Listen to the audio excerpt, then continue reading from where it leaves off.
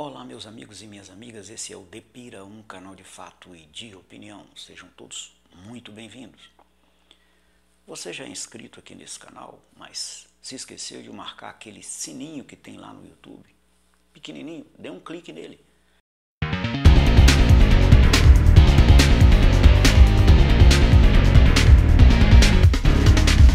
Que além do vídeo habitual que eu posto aqui às segundas-feiras, durante esse período eleitoral, eu vou postar também às quintas ou às sextas, ou na quinta ou na sexta, um vídeo tratando das eleições de 2018, outubro próximo, ou de fatos ligados a essas eleições, fatos históricos relevantes, importantes, que podem nos ajudar a compreender o que estamos vivendo hoje.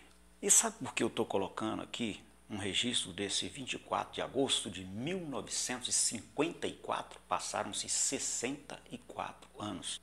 Eu quero lembrar que essa é uma data da maior importância na história do Brasil e, sobretudo, na história da política brasileira, das eleições no Brasil, do exercício de mandatos conferidos pelo povo. É muito importante o registro dessa data, exatamente pelo contexto, pelo que estamos vivendo nesse 2018. Além de ser uma data da maior relevância, que se trata do suicídio de um presidente da República em pleno exercício de seu mandato, o então presidente Getúlio Vargas. Um dos presidentes que mais fez pelo povo, sobretudo pelo povo humilde, com mudanças da maior relevância. Aliás, ele foi um dos chefiou a chamada Revolução de 1930. Ali não era um golpe, era uma revolução. Mas isso não é assunto para tratar aqui, né? Um pouco mais complexo. A minha lembrança mais antiga, aquela que vem à minha memória, eu tinha pouco mais de 5 anos, ainda tinha 6 anos incompleto, quando pelas mãos, eu não me lembro bem se era minha mãe ou uma outra pessoa adulta, eu caminhava pela rua naquele dia 24 de agosto de 1954 e me espantava com sentimentos e reações opostas que estavam ocorrendo. Pessoas comemorando, vibrando, sorrindo, soltando foguetes, outras, em número até maior, chorando, tristes, bastante abaladas. Eu então, por não entender aquilo, perguntei ao adulto, que eu não me lembro bem quem era, que me conduzia, o que é que estava acontecendo. Por que tantos choravam e outros sorriam e soltavam foguete?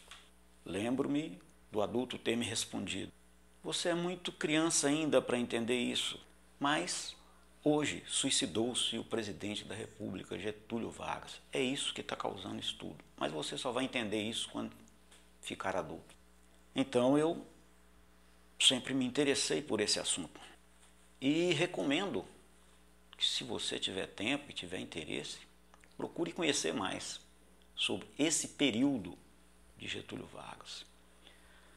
Há uma biografia escrita por Lira Neto, tem 3 volumes, que esgotam praticamente esse assunto, todo o período de Getúlio.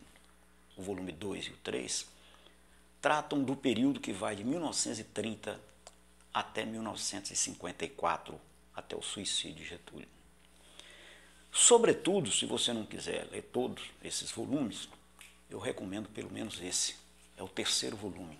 O 3º volume dessa biografia importantíssima para compreender esse período da nossa história, que tem tudo a ver com esse período que estamos vivendo hoje. Getúlio, 1945 a 1954, de volta pela consagração popular ao suicídio. Esse é o título do livro do 3º volume.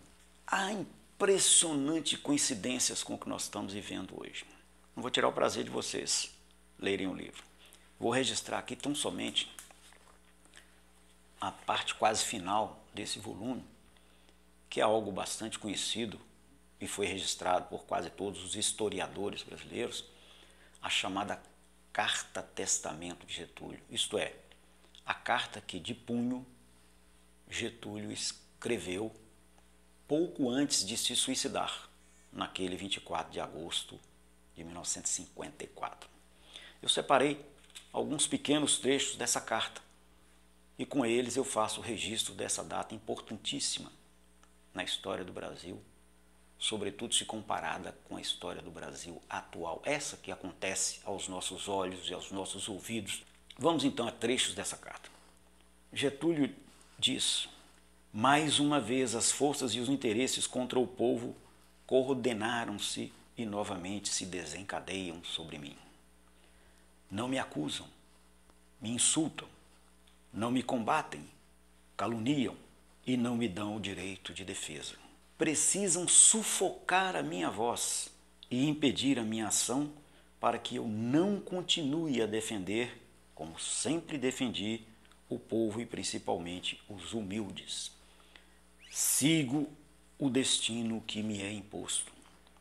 Depois de decênios de domínio e expoliação dos grupos econômicos e financeiros internacionais, fiz-me chefe de uma revolução e venci. Iniciei o trabalho de libertação e instaurei um regime de liberdade social. Tive que renunciar. Voltei ao governo nos braços do povo. A lei de lucros extraordinários foi detida no Congresso. Contra a justiça da revisão do salário mínimo se desencadearam os ódios. Quis criar a liberdade nacional na potencialização das nossas riquezas através da Petrobras. E mal começa a funcionar, a onda de agitação se avoluma. A Eletrobras foi obstaculada até o desespero. Não querem que o trabalhador seja livre. Não querem que o povo seja independente. Impressionante, não, essa coincidência com o que acontece hoje? Essa tentativa de desmoralização da Petrobras, tentativa de vender a Eletrobras, o combate à melhoria do salário mínimo pelas classes poderosas e ricas desse país, a destruição da legislação trabalhista e, por fim, o parágrafo final dessa carta. Lutei contra a expoliação do Brasil, lutei contra a expoliação do povo.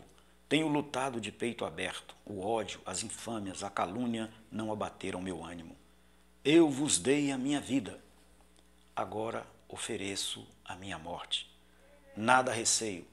Serenamente dou o primeiro passo no caminho da eternidade e saio da vida para entrar na história. Trechos apenas que eu li, mas recomendo muito, sobretudo, esse volume desse período importantíssimo da nossa história, o suicídio de Getúlio, que desencadearia um processo extremamente violento de revolta na população em todos os cantos.